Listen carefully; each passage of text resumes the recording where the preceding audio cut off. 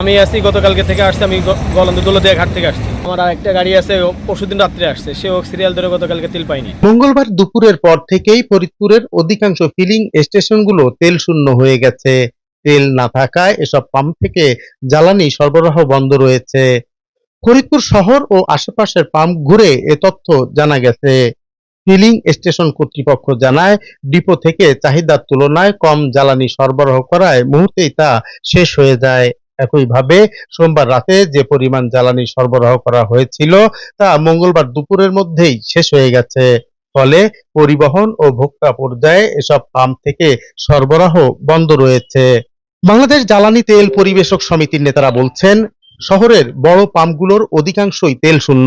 নতুন বরাদ্দ না আসা পর্যন্ত পাম্প থেকে জ্বালানি সরবরাহ করা সম্ভব হবে না। তবে নতুন বরাদ্দ পেতে কত সময় লাগতে পারে তাও বলতে পারছেন না সমিতির নেতারা। আমার গতকালের বরাদ্দ ছিল খুলনা ডিপো থেকে ৩,০০০ লিটার ডিজেল, ৩,০০০ লিটার পেট্রোল আর ২,০০০ লিটার অকটেন। আমি সেটা আমার ডিপো থেকে পৌঁছাতে আমার পাম্পে সময় লেগেছে রাত ১০টা নাগাদ আমার পাম্পে পৌঁছাইছি। মানে ভোক্তা পর্যায়ে বন্টন করতে রাত ১২টা বেজে গেছে। তো ১২টা থেকে আমি দেওয়া শুরু করেছিলাম। ডিজেলটা আমার রাত ১:৩০টার মধ্যে ড্রাই হয়ে গেছে সব কয়টা মেশিন। মানে ওই অকটেনটা হচ্ছে আমার সকাল ৮টা নাগাদ শেষ হয়ে গেছে। পেট্রোলটা হচ্ছে গিয়ে আমার শেষ হয়েছে 10টা কি 11টার দিকে শেষ হয়ে গেছে টোটাল পেট্রোল। এখন আমার টোটাল পাম্পই ড্রাই। আমি এখন আর কাউকে তেল সরবরাহ করতে পারছি না, কারণ আজকে তো আমার বরাদ্দ ছিলই না, আমার গাড়ি যে তাই নাই, কারণ যেহেতু আমার বরাদ্দ নাই, গাড়ি গেলে আমার কস্টিং বেড়ে যাবে। এই কারণে আমি গাড়ি পাঠাইনি।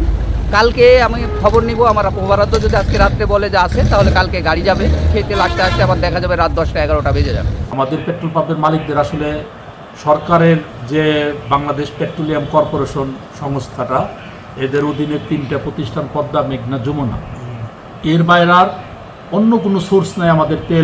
আমাদের পেট্রোল পাম্পের মালিকরা বা গ্রাহকরা অন্য কোনো উৎস নাই, তেলের যে যোগান অন্য কোনো উৎস নাই, এখান থেকেই দিবে। তারা যা দিচ্ছেন আমরা পাম্পে আনতেছি, আমরা পাম্পে গ্রাহক পর্যায়ে ভোক্তা পর্যায়ে সরাসরি সরবরাহ করতেছি। গ্রাহকদের চাহিদাটা, তেলের দাম বাড়তে পারে, তেলের বড় ধরনের একটা সংকট হতে পারে, এই একটা আতঙ্ক সৃষ্টির জায়গা থেকে তাদের চাহিদাটা অনেক বেশি।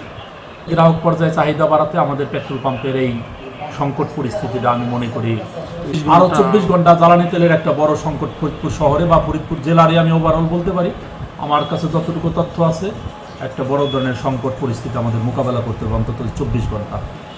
এদিকে তেল না থাকায় বিপাকে পড়েছেন পরিবহন পরিচালনাকারীরা। জ্বালানি না পেয়ে অনেক পরিবহন পাম্পেই অবস্থান করছে, এতে ক্ষতিতে পড়ছেন তারা। ফরিদপুরের অচলাবস্থা নিরসনে দ্রুত তেল সরবরাহের দাবি জানিয়েছেন ক্ষতিগ্রস্তরা। আমি প্রেস সেভেনের কোম্পানি গাড়ির ড্রাইভার। আমি গতকাল রাত 8টার সময় এই পাম্পে এসেছি আমাদের ফরিদপুর ফিলিং স্টেশনে। আমরা আসার পর এই জায়গায় সিরিয়ালে ছিলাম, অল্প কিছু তেল এসেছে, আমরা সিরিয়ালে আরও তেল পাইনি।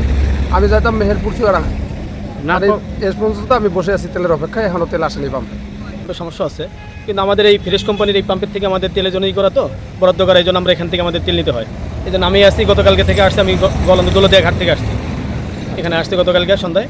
এবং আমার আরেকটা গাড়ি আছে, পরশুদিন রাত্রে আসছে, সেও সিরিয়াল ধরে গতকালকে তেল পাইনি। তো তেলের জন্য আমরা সবাই ভুক্তভোগী। কুমিল্লাতে আসছি, কুষ্টিয়া গেছি, বেড়ামারা পর্যন্ত কোনো জায়গায় আপনার অকটেন পাই নাই। অনেক পাম্পে ট্রাই করছি, কোনো অকটেন পাইতেছি না। আমি এসে দেখি যে এখানে তেল নেই।